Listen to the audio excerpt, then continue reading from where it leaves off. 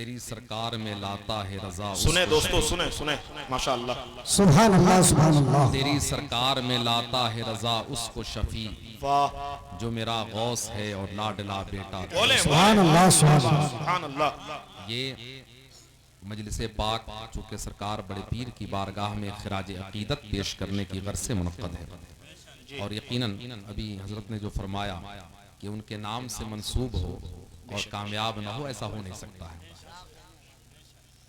मेरी तकदीर बुरी हो तो भली कर दे, मेरी तकदीर बुरी हो तो भली कर दे, कि महो इस बात के दफ्तर पे करोड़ा तेरा। क्या बात, सुभान अल्लाह। और इमाम कहते हैं कि तुझसे दर, दर से सग, और सग से है मुझको निस्बत। क्या बात, तुझसे दर, दर से सग, और सग से है मुझको निस्बत। मेरी गर्दन में भी है दूर का डोरा तेरा, और इस निशानी के जो सग हैं नहीं मारे जाते, हश्र तक मेरे गले में रहे पट्टा तेरा। सुभान अल्लाह सुभान अल्लाह। उस बारगाह में खराज अकीदत पेश करना, असल में ये तो हम जैसे छोटे की बस की बात भी नहीं है। उस बारगाह में कुछ हम कह सके, बस उसका उनका नाम ले रहे हैं, ये बड़ी बात। उनका नाम ले रहे हैं, अल्लाह ताला हमें बरकतें अता फरमाए। चूंकि सरकार बड़े पीर फरमाते हैं कि जब तक मैं ना चाहूं मेरा कोई नाम भी नहीं ले सकता। अल्लाह, यानी कि आप उनके जिक्र की मजलिसें सजाए बैठे हैं, ये उनका करम है। आप फरमाते हैं कि जब तक मैं ना चाहूं मेरा कोई नाम नहीं ले सकता है, और मेरे सिलसिले में मुरीद होने वाला वो आलमे नज़ा में कलमा ही पर दुनिया से जाएगा, शैतान उसे गुमराह नहीं कर सकेगा। वाह वाह वाह, सुभान अल्लाह सुभान अल्लाह। बड़ी जमानत आपने ले ली, तो सिलसिले कादरिया में मुरीद होना और आपकी गुलामी में जाना यही शर्फ के लिए काम। क्या फरमाते हैं कि मेरा मुरीद वो गुमराह नहीं हो सकता है, शैतान का उस पर कुछ भी हमला नहीं हो सकता है, बल्कि अल्लाह ताला अपने फजल से उसे दुनिया से ईमान ही पर खात्मा नसीब फरमाए। और वो कमालात सरकार बड़े पीर को अल्लाह तबारक व तआला ने अता फरमाए। असल में जरा सा तवज्जो से मैं अर्ज करूं कि दुनिया में इबादतें रियाजतें करने के बाद वलायत मिलती है, वो एक अलग पहलू है, लेकिन आप तो मादरजाद वली हैं। अच्छा, एक अहम चीज मैं अर्ज कर दूं कि अच्छा, आप सब लोग जानते हैं कि आप पैदाइशी वली हैं, क्लियर है, बल्कि आपसे भी पूछा गया। अच्छा, यही सवाल हुजूर से हुआ था, एक हदीस शरीफ में भी है कि हुजूर से पूछा गया कि या रसूल अल्लाह, आपको कैसे पता चला कि आप नबी हैं? तो वो बड़ी लंबी हदीस है कि हुजूर ने क्या इरशाद फरमाया, और यही सवाल सरकार बड़े पीर से हुआ कि आपको कैसे मालूम हुआ कि आप अल्लाह के वली हैं? तो आपने फरमाया कि जब मैं मकतब में जाता था पढ़ने के लिए बचपने के जमाने में, तो गैब से आवाज आती थी कि अल्लाह के वली के लिए जगह छोड़ दो। उसको सारे मकतब वाले सुनते थे, मैं समझ गया कि नारे तकबीर, नारे रिसालत, अज़मते गौसे आज़म, फैज़ाने गौसे आज़म, गौसुल वरा कॉन्फ्रेंस, नौजवानाने मखदूम कमेटी। इस पर जो मुझे अर्ज करना है नुक्ता वो जरा सुन लें। आप पैदाइशी वली हैं, ठीक है, हसनी सैयद हैं, आप गौसियत कुबरा पर हैं, ये सारी फजीलतें, इसके बावजूद आप मदरसे में पढ़ने जा रहे हैं। और आज का बाबा पढ़ा कुछ नहीं, 14 अंगूठी पहन लिया और कहता है कि डायरेक्ट इल्म मिला है। अरे हसनी सैयद है जिसका नाना के मकाम का जवाब नहीं है, ये गौसियत कुबरा पर है और ये पढ़ने जा रहे हैं। और आज का ये मकरो फरेब में लदा हुआ और ये 14 अंगूठी और झोटा बढ़ा के और कहता है कि वो हमें डायरेक्ट विलायत मिल जाए, बड़े पीर से बड़े नहीं हो सकते हैं ना। जब इतना बड़ा शख्स मकतब में जा रहा है और वो अपने अमल से बता रहे हैं कि दरस्तुल इल्म हत्ता सिरतु कुतबा वनिलतु साद मिन मौलल मवाली, कि मैं इल्म हासिल करते करते मकाम कुतबियत पर फायज हुआ। नारे तकबीर, नारे रिसालत, इसलिए शहंशाह तरन्नुम हज़रत इकबाल अशरफी। अच्छा, 1-2 साल नहीं, तशरीफ लाएं, 1-2 साल नहीं, आप देखें कि 91 बरस की उम्र पाक है आपकी, जल्दी जल्दी में देख लें, 91 बरस, 470 हिजरी में आपकी विलादत है और 561 में विसाल है। 91 बरस की उम्र आपने पाई है, जिसमें तकरीबन 50 साल आपकी तालीमी दुनिया है, 18 साल मदरसे में और 32 से 33 साल मशाइख की खिदमत में, मशाइख की खिदमत में मारिफत का इल्म हासिल करते रहे। 50 साल से 91, 41 साल दर्स व तदरीस में। जो पैदाइशी वली है उसका रब्त पढ़ने पढ़ाने से इतना ज्यादा है, और आज का ये बाबा जानता कुछ नहीं है और कहता है कि सब इसको इल्म होगा। सरकार बड़े पीर अपने अमल से इसका खंडन कर रहे हैं कि नहीं, बगैर इल्म के अल्लाह की मार्फत, वरना अगर इसकी जरूरत नहीं होती तो बड़े पीर को जरूरत नहीं थी, वो क्यों गए मदरसे में? वो तो पैदाइशी वली है, लेकिन जाकर आपने ये बता दिया कि नहीं, इल्म हासिल करना जरूरी है। मैं पैदाइशी वली हूं, उसके बावजूद पढ़ने जा रहा हूं। और आपने 18 बरस ना मकतब में तालीम, मदरसे में तालीम ली, 33 बरस मशाइख की खिदमत में रहे, और 40 साल आपका वो जमाना है जिसमें तरसो तदरीस, और आप एक दो सब्जेक्ट नहीं बल्कि तारीख में है कि फजर से जुहर तक 21 सब्जेक्ट पढ़ाते थे। पूरी दुनिया में पूरे रुए जमीन पर कोई प्रोफेसर हो तो, मेरे इल्म में तो नहीं है, अगर किसी के इल्म में हो तो बता दे, प्रोफेसरों की तो घंटियां भी रोजाना नहीं होती हैं, उनको तो हफ्ते में घंटी मिलती है। 21 सब्जेक्ट रोजाना पढ़ाते जुहर तक, फिर दरसे कुरान, दरसे हदीस, और इशा की वजू से फजर की नमाज 40 बरस हो रही है। दिन भर ये रसूलुल्लाह की तालीम दे रहे हैं, काल अल्लाह काल रसूल कर रहे हैं, और रात भर अल्लाह के खौफ का आलम ये है कि इशा की वजू से फजर की नमाज। सुभान अल्लाह, सुभान और तब कहते हैं कि दरस्तुल इल्म हत्ता सिरतु कुतबा वनिलतु साद मिन मौलाल मवाली, कि मैं इल्म हासिल करते करते मकाम कुतबियत पर फाइज हुआ। और ये सरकार बड़े पीर की शख्सियत बिल्कुल अलग है। असल में एक और कंफ्यूजन हमारे यहाँ है कि हम करामतों से तारुफ कराते हैं। असल में आज का जो नौजवान तबका है ना, दिल्ली भोपाल ये कॉलेज में पढ़ने वाला, ये करामतों का मुनकिर है, वो बिल्कुल करामतों को तो मानता ही नहीं।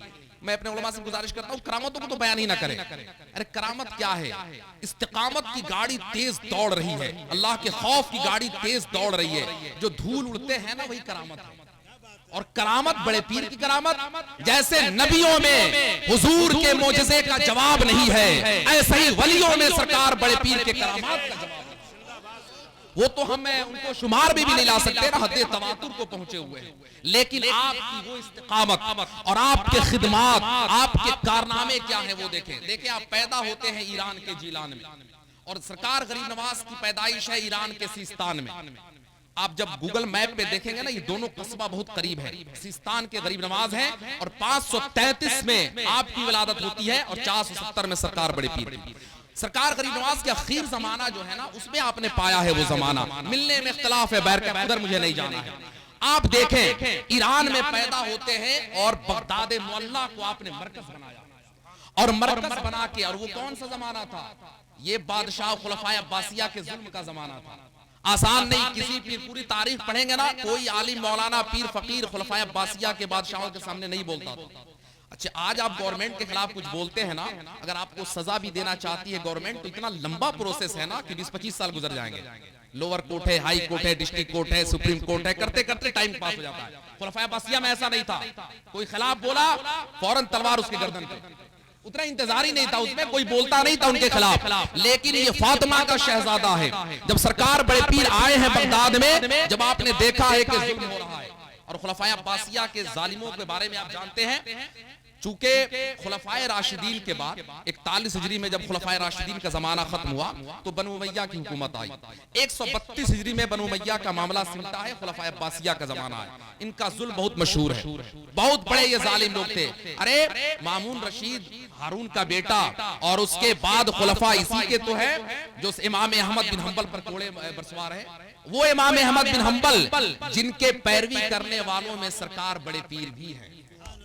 हमारे 4 इमाम है ना, हम हनफी हैं, लेकिन इमाम अहमद बिन हंबल के फॉलोअर्स में सरकार।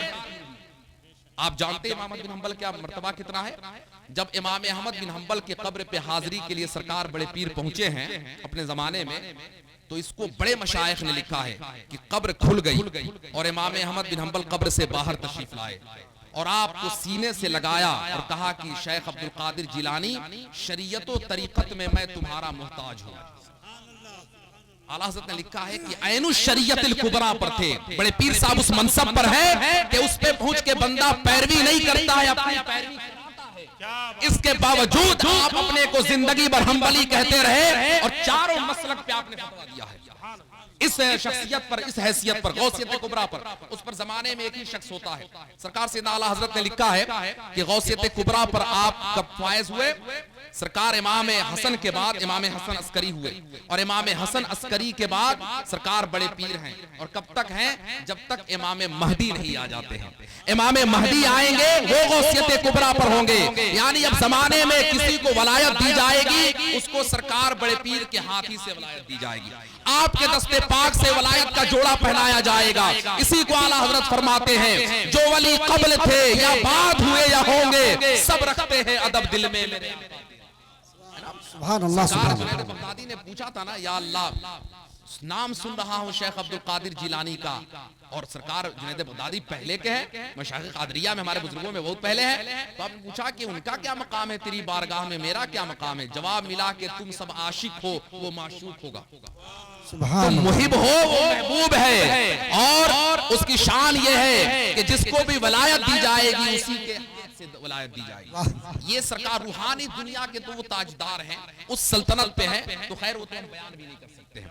बस उनका नाम ले रहे हैं, उनके नाम से बरकतें हासिल कर रहे हैं। हजरत मरहूम हसन नवाज साहब बड़ा अच्छा एक शेर पढ़ते थे, वो बड़ा कैफ मुझे दिलाता था। आपने सुना होगा उनसे कि गरीबी पर अमीरी का लिबादा डाल देते हैं, मेरे गौसुल वरा ऐसी करामत रोज करते हैं। गरीबी पर अमीरी का वो तो अल्लाह ने वो कुदरत अता फरमाई है ना, वो कमाल अता फरमाया है कि जहां चाहें, जिस तरह चाहें। सरकार ने जब ऐलान फरमाया और आपसे कहा गया कि ऐलान करें कि मेरा ये कदम सारे वलियों के, कब ये कब की बात है? ये वहां से कनेक्शन है कि जब हुजूर मेराज में तशरीफ ले जा रहे थे। ये आखिरी बात सुन लें, सरकार से आला हजरत ने लिखा है कि सरकार जब सिदरा से आगे बढ़े तो हुजूर मेराज में जब तशरीफ ले गए ना, तो 5 सवारियों पे, पहले बुराक पे आप मस्जिद हराम से बैतुल मुकद्दस और नूर की सीढ़ियों पे आप पहुंचे हैं पहले आसमान पे, फिर फरिश्तों के पर पे 7वें आसमान तक, 7वें से जिब्रील के पर से सिदरा पे, और सिदरा से रफ़रफ़ पे। जब वहां पहुंचे हैं और सवारी लाई गई, हुजूर जब सवार हो रहे थे तो रब का निजाम था, वरना हुजूर सवार हो जाते। जब अर्श को क्रॉस कर गए तो सवारी क्या चीज है, लेकिन सवार जब हो रहे थे तो आलम अरवाह से सरकार बड़े पीर के रूह को हाजिर किया गया कि आप आए और अपने नाना के कदम को अपने गर्दन पे कबूल कर लें। सरकार बड़े पीर के रूह को आलम अरवाह से हाजिर किया गया। आपने जब कबूल किया तो हुजूर पाक ने इरशाद फरमाया कि तुम कौन? तो आपने अर्ज किया कि आपका नवासा, आपका बेटा अब्दुल कादिर जिलानी हूं।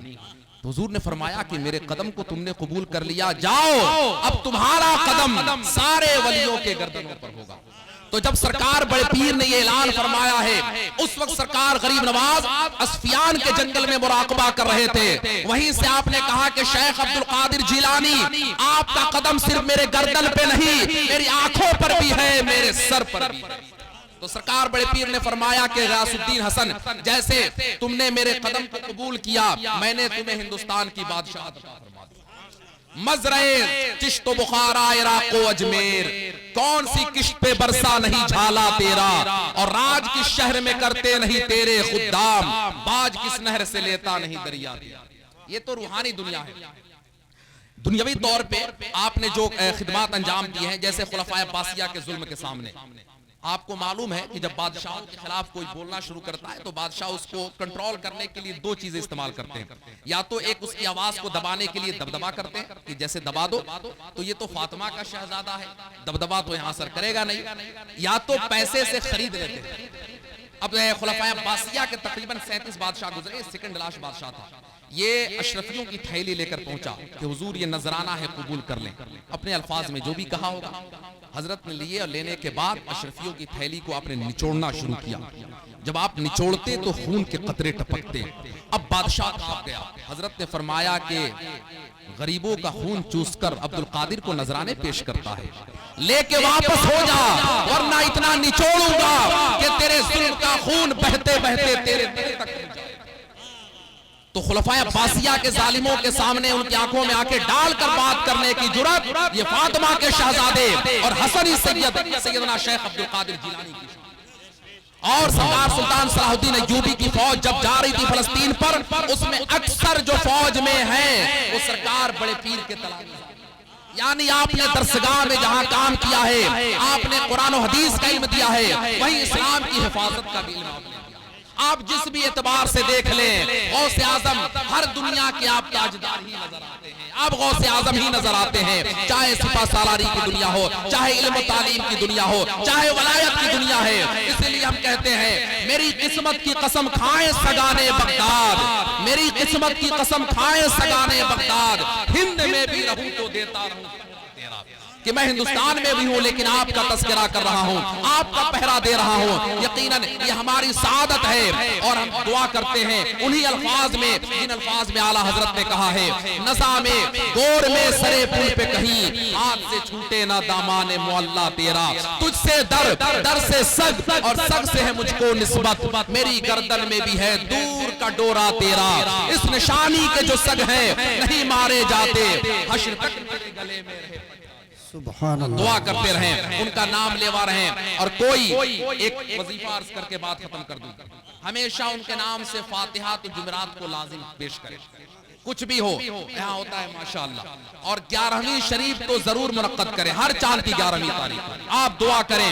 और उस बारगाह में कोई भी मामला हो, सरकार बड़े पीर फरमाते हैं कि मेरे वसीले से रब से दुआ करो, मेरे वसीले से मांगी गई दुआ रद्द नहीं होती है। इसलिए हमें बस यकीन है अल्लाह ताला उनके सदक़े में ईमान पे हमें कायम रखे और दुनिया से ईमान पर खात्मा नसीब फरमाए। और हम तो अकीदे का एक बड़ा अच्छा शेर पढ़ते हैं ना, इमाम साहब से आप लोग सुनते होंगे दुआ में, या इलाही ले चले जब दफन करने कब्र में, गौसे आजम पेशवाए औलिया का साथ हो।